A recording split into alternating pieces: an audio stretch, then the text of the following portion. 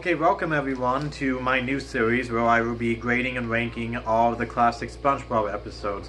And the way I'm going to do this is I am going to take 3 episodes from seasons 1, 2, and 3 each week, watch them again, review them based on my observations, and give them a percentage that will lead into what grade I give them, and which will eventually lead to whatever ranking I give them overall. And with each passing week, more episodes are going to pile up on each other until I review all 108 classic SpongeBob episodes, and I will determine what is my number 1 in terms of quality.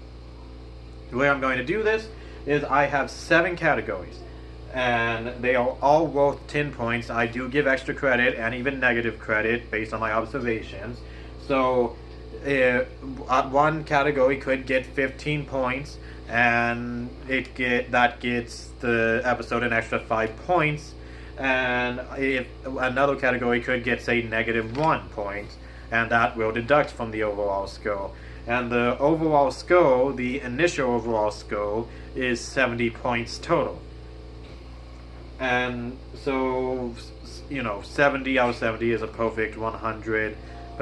It would get an A+, and then I would base the rankings off of, okay, well, is this 100%, and then this is like 100.5%, 101%, that type of grading system to see how I am going to rank all the episodes. Now, the 7 categories, and I will give a closer view of it later on. The 7 categories are: number 1, how long the episode took to make me laugh; number 2, how many times did it make me laugh; number 3, memorability, as in quotes, moments, and jokes that I can remember off the top of my head without rewatching the episode; number 4, is there a good message that is executed well; number 5, is there character development or moments that make a character multidimensional; number 6, does the episode stay consistently entertaining throughout? Slow starts and bad payoffs will hurt the point count. Number 7, does it misuse a character and just has them in there to take punishment or to get us to cheaply laugh out of their misery? And, in terms of classic SpongeBob, Plankton and Squirrel are prime examples of this. Now, going back to number 1, I just want to point out how long the episode took to make me laugh. For every 30 seconds that passes that I do not laugh, I am going to take away 1 point. And that might seem harsh, but this is classic SpongeBob we're talking about. I hold this show on a very high pedestal. It should be able to live up to that guideline. Now, to start things off, we have from season 1, Texas. And here's how I would do it. Even though memorability is number 3, I feel like the video will be more entertaining if I always start off with memorability. So I will do that. I will always do that first. And these are in no particular order. It's just whichever moment, joke, or quote came to my mind first, second, third, and so on. And so starting off, for Texas, we have Sandy's song. When she's playing the guitar on top of the tree dome and she's singing, and she's all, "Wish I was back in Texas, the ocean's no place for a squirrel," and then everyone's all crying and all that. So that's my number 1 moment. Number 2 is when SpongeBob and Patrick are shaming Texas. That moment when SpongeBob is all, "Hey Patrick, what am I? Stupid? No, I'm Texas. What's the difference?" So yeah, that's my number 2 moment. Number 3 is when Sandy is chasing them and she's gaining on them, and she's spinning her rope around, and she throws it, and it lassos around Patrick, and she yanks it, and he goes flying back into a nuclear explosion. He's just like, "SpongeBob!" So yeah, that's my number 3 moment. Number 4 is Sandy making a sculpture out of Texas out of sand. That is the moment that leads to the problem, plot, and resolution of the entire episode. Number 5 is the barbecue sticking to Squirrel at the end. When SpongeBob's all, "We have barbecues," and Squirrel's like, "Ow, ow, ow, ow, ow." Yeah, that's my number 5. Number 6, who needs dumb old Texas? And then the bus comes back, and Sandy's like, "What did you just say? Texas is dumb? Don't you dare take the name of Texas in vain." And then number 7 is SpongeBob yelling at the jellyfish to catch up to its family, because that added to Sandy's misery and her depression, and it really moved the plot along nicely. Number 8 is Sandy wanting to leave the Bikini Bottom. That is the main problem of the episode, so of course it's going to be memorable. Number 9, Number 9, this is a quote from Sandy, and it shows just how sad and depressed and low she's really gotten, because when SpongeBob is inviting her to one more meal at the Krusty Krab, she is walking away and she says, "I'm tired of fish food, SpongeBob." And that, like I said, it shows how depressed she really has gotten. And that is all the moments I can remember off the top of my head. So, with that being said, my number 3 memorability gets 9 out of 10.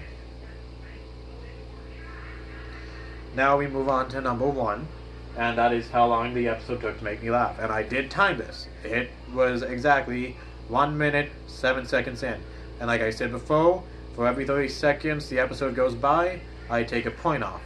Well, it only took 1 minute and 7 seconds to get me to laugh, so I will not be taking that minute 30 second point away. I will only be taking the minute point away, so that is 2 points total. Category number 1 for Texas gets 8 out of 10. Number 2, how many times did the episode make me laugh? And I have down here 10 times. I didn't write down all the jokes, that would just be too exhausting, but yeah, it made me laugh 10 times, so it gets 10 out of 10. Oh, and in case you're wondering, the first joke that made me laugh in the episode was when SpongeBob was, "Oh boy, I hope Sandy doesn't try to sneak attack me," and then that Killer Whale, really muscular Killer Whale guy comes up behind him, and then SpongeBob's like, "Ah-ya!" And then he's all, and then sucker punches him. So that was what got me to laugh first in the episode. Moving on to number 4, and I believe categories 4 and 5 will become self-explanatory through example as time goes on. Number 4, is there a good message that is executed well? And I believe there is. The message is, home is where the heart is, or as Sandy puts it, home is where you're surrounded by people that care about you, and then everyone, surrounds her and they're all smiling, and she's all, "Oh, duh, what am I doing? I've been home all along." So, yeah, it has a good message, and it's executed well, because throughout the episode we see Sandy's depression get worse and worse until she eventually decides to leave Bikini Bottom, and we see the great lengths SpongeBob and Patrick and even the rest of the Bikini Bottomites go to really make sure she stays there. So I do believe the message is clear, it's a good one, and it is executed well. So number 4 gets 10 out of 10. Number 5, is there character development or moments that make a character multi-dimensional? I would say kind of. As in, yeah, Sandy, she did learn a lesson in the end, home is where the heart is, and all that. But it doesn't really come back into play for the rest of the series. I mean, yes, she stays, and she's there for a bunch of other episodes, but it's not like that's the main focus of any other episodes, or why she's there, really. So, I wouldn't really give this too high a score, maybe like a 3 out of 10, but there is one thing I want to point out, and this boosts the points for this category, because nearing the end, there is at least one frame where they are trying to show Sandy how much they care for her, the entire Bikini Bottom cares for her. And if you look very carefully, keep an eye on Squirrel, because there is actually one moment where every Bikini Bottomite smiles to make Sandy happy and ensure she stays in Bikini Bottom. And this even includes Squirrel. Squirrel himself is actually smiling to make sure Sandy is happy. Squirrel. That surprised me. It's like one frame, blink and you missed it, or look at any other character and you missed it. But it is there. I remember it exactly because like it shocked me so much. Because at the end of it, it's not the last moment where you see everyone smiling around Sandy. It's another moment where everyone smiles towards her. He's doing it too. And because of that, that actually makes Squirrel multi-dimensional. And this multi-dimensionality actually comes up again in later episodes. So because of that, I'm going to give the number 5 category a 6 out of 10. So way to go, Squirrel, and even Sandy, for learning your lesson. And now we move on to number 6. Does the episode stay consistently entertaining throughout? And I'm going to say yes, although it's not the funniest episode. Like, it is funny in some parts. Like I said, it made me laugh 10 times. But they kind of downplayed the laughs, and they made the heartwarming stuff and the important message they were trying to get across as the forerunner of the episode. So, because of that, I am going to give this one a 10 out of 10. Not because of just the laughs alone, but because of how entertaining it was through how relatable the situations and characters were, and then throwing in the jokes to increase the quality of the episode and the story they were trying to tell. So 6 gets 10 out of 10. And finally, we have number 7.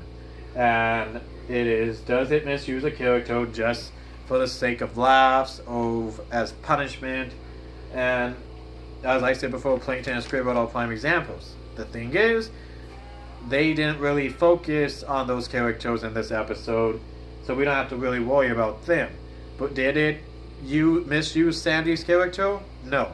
Yes, she was miserable, but it served to the overall plot, and there was a very important and entertaining and heartwarming endgame to the episode. So I'm not going to deduct any points from this.